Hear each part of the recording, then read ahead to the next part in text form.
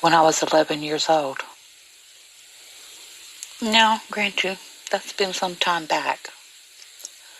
But anyway, back then we didn't lock doors, and we lived out in the country. We had a few neighbors scattered about, but no one too close. And it wasn't anything unusual for me to stay home by myself, day or night. Well, this one particular Friday night, my mom had left to go to work. She worked through shift at the hospital. She was a nurse. And a lot of times when my dad got his paycheck on Friday nights, we didn't usually see him. He liked to get with the boys and go out drinking, spending most of his paycheck. So that left me home by myself.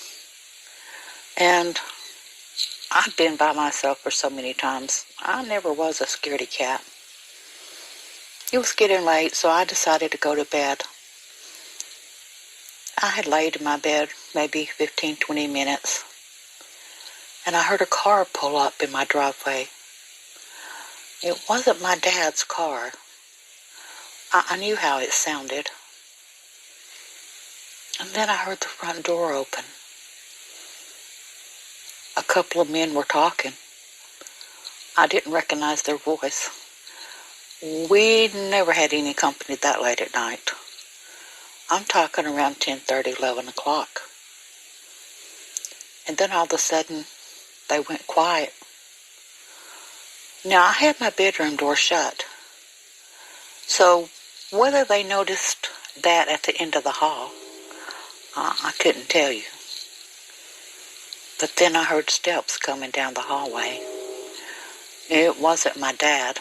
I knew his gait. I knew his steps. It wasn't my dad. I froze in terror, knowing I didn't know this man. Or I didn't know his walk for sure, and I sure didn't know his voice. He gets to my door, and I am scared to death, frozen in terror. I hear my doorknob turn, and I hear the door opening. Being frozen, I pretended to be asleep, as most people would. I didn't move. I could barely breathe. I wouldn't dare try to peek out of my eyes, feared that he might see my eyelids move. He stood there maybe 10, 15 seconds, which seemed like an hour or two. My heart was pounding so hard I could hear it in my ears. He didn't come any closer. Had he, I probably would have screamed and took off running. But he just stood there, and I could tell he was just watching me. Then he slowly shut the door, and I heard him walking back to the living room. Whoever was with him, he either told him to be quiet or something, but not another word was spoken. I heard the front door shut, and I heard the car leave. That was terrifying for an 11-year-old girl.